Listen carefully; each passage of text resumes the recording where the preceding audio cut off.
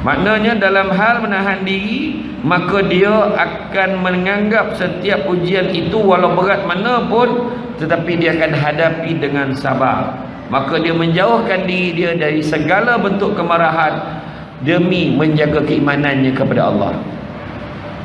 Tahan dia, takutkan kena marah. Tahan dia, takut dia yang marah. Marah ni pula ada ompek Johnny. Ada orang yang copek marah, copek soju. Sikit-sikit marah, sikit marah. Tapi walaupun dia marah, copek soju. Kategori yang kedua, dia lambek marah, lambek soju. Dia payah nak marah, tapi sekali dia marah, memang bermusuh lah dia.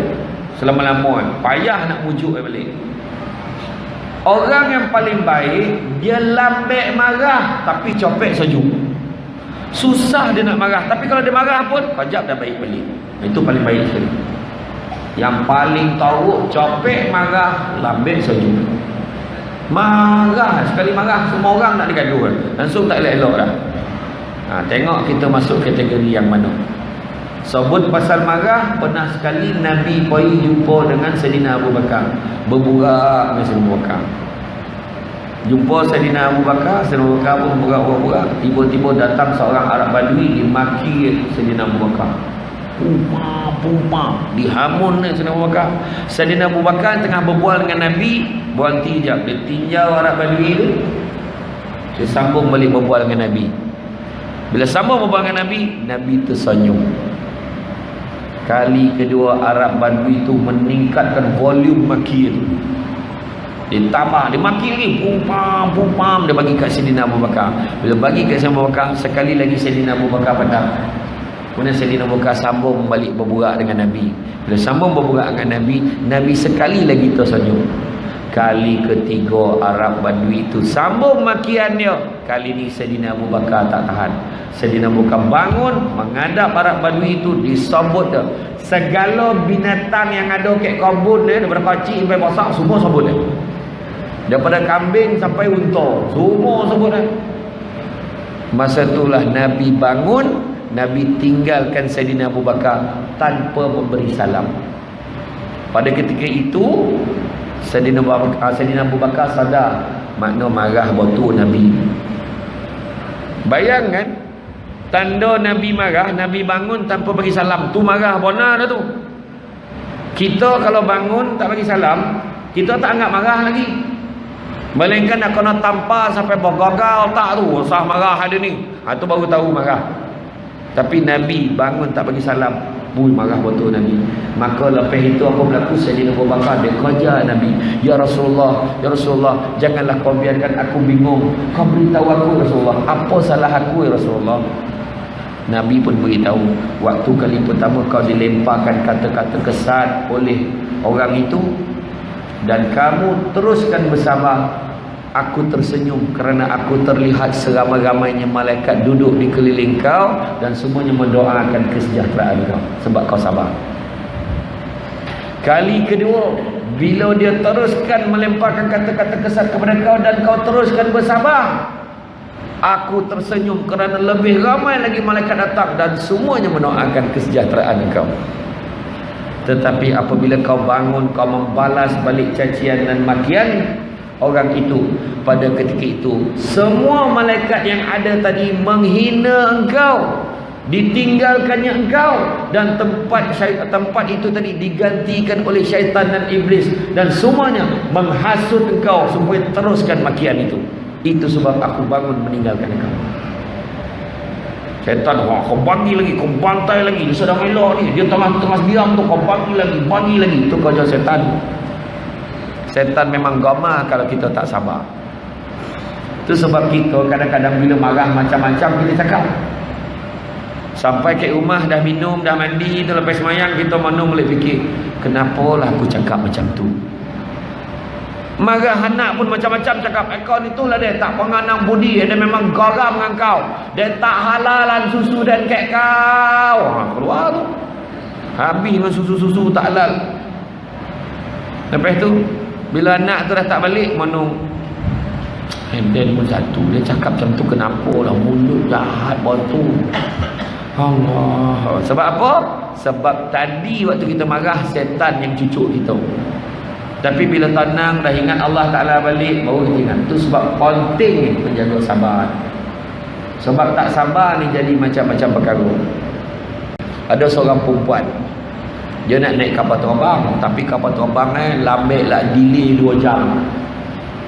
Dia pun beli majalah, dia beli biskut, cookies. You know what I mean by cookies? Ataupun dalam logat Terengganu disebut sebagai seku. Biskut.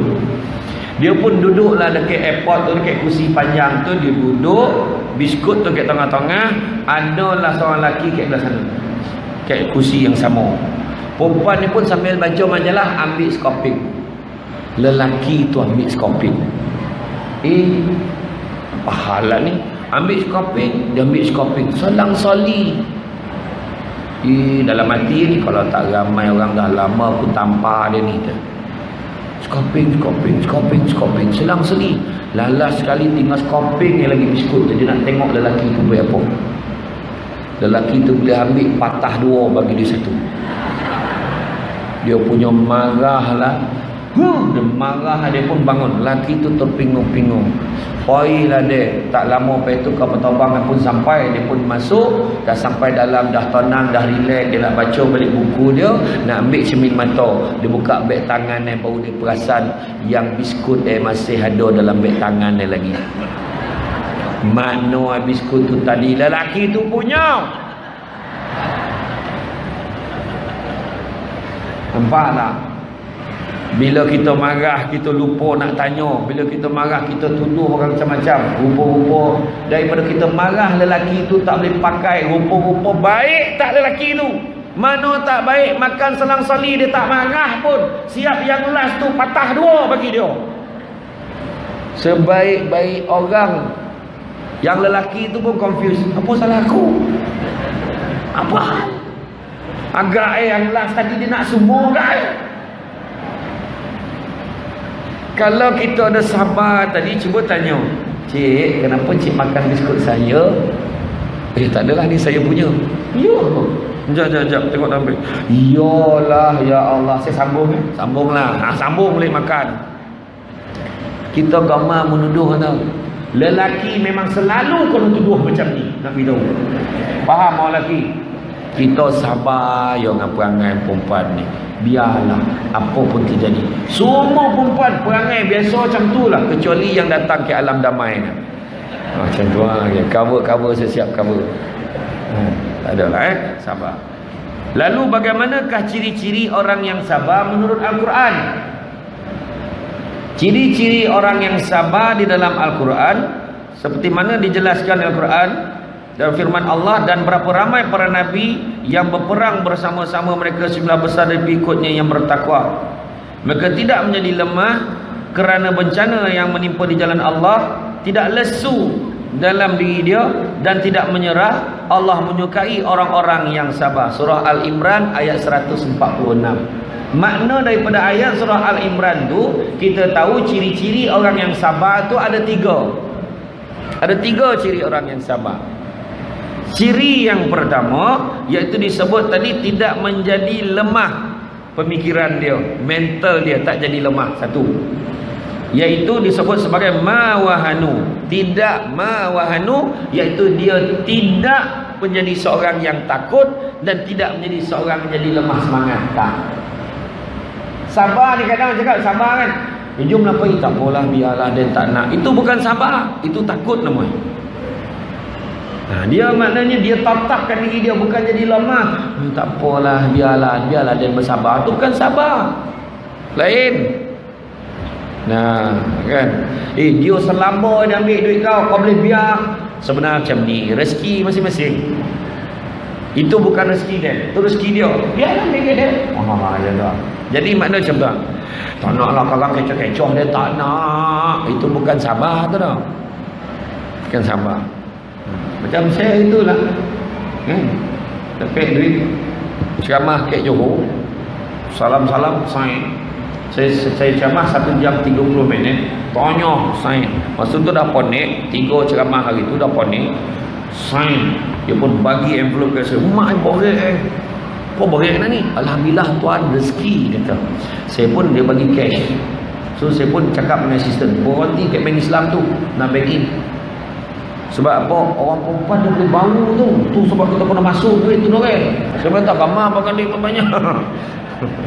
Saya pun beratur. Bila beratur kan, saya buka envelope tu, nampak ada 3 ikat duit. Banyak kan? Tak apa lagi. Saya ingat sama lah yang macam sains tadi, lebih kurang lah kan. Saya pun masuk ikat. Dia 3 ikat, masuk ikat pertama.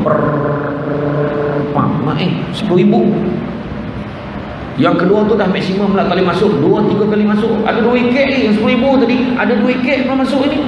Masuk masuk. Sudah 30,000. Main-main kau 1 jam setengah 30,000. Bayangkan penceramah termahal di Malaysia setakat ini. 30,000 1 jam setengah. Berapa loh aja ke masjid ini fikir, hari ni kita bayar berapa? Dia tak apa saja. Rupa-rupa yang masuk dalam kereta baru sadar, telefon bunyi. Hello, Assalamualaikum tuan, salah sampul. Ujian tu bukan saya buat-buat cerita ni. 30,000. Saya pun kau macam mana lah kau baik macam ni dek kata. Kan, ayolah nanti saya transfer. Kalau saya tak transfer sebab saya dah sign terima tu. Kalau saya tak bagi, parah perempuan tu. Kan? Sebab tak pasal-pasal kena secharge, bayar ganti rugi balik kan. Jadi saya pun pulang balik, nanti kau bank in kat saya berapa saya patut dapat. Okey tuan, dia cerita dengan saya, dia dah salah faham. Orang tu paskan envelope kat dia bahagian kewangan. Nah, ambil ni duit penceramah semua dalam ni. Duit penceramah semuanya dalam ni. Maksudnya duit penceramah, duit catering, duit kemah, duit apa, semua dalam tu. Itu jadi total banyak tu. Saya baru sampai senyum setengah jam yang dapat jadi penceramah termahal. Jadilah. Kan? Tu ujian tu. Kan bayangkanlah dapat sekejap pun dah terasa lain macam. Bayangkanlah kalau dapat tahu. Masa tu tak tahulah macam mana jalan. Tak berani orang nyompon lah. Gila Samsul dapat duit 30,000 1 jam setengah. Kan saya pun tak tahu macam mana standard nak jadi 30,000 tu. Aduh, janganlah tak rogoh. Kan, ikutlah. Orang nak bayar berapa. Minta maaf lah tuan, hari ni kita bagi sejadah dengan buah tamar. Alhamdulillah. Walaupun monong seminggu lepas tu. Boleh syukurlah. Tu ujian tu kan. Betul tak kan? Iyo, kadang-kadang tu orang salah faham.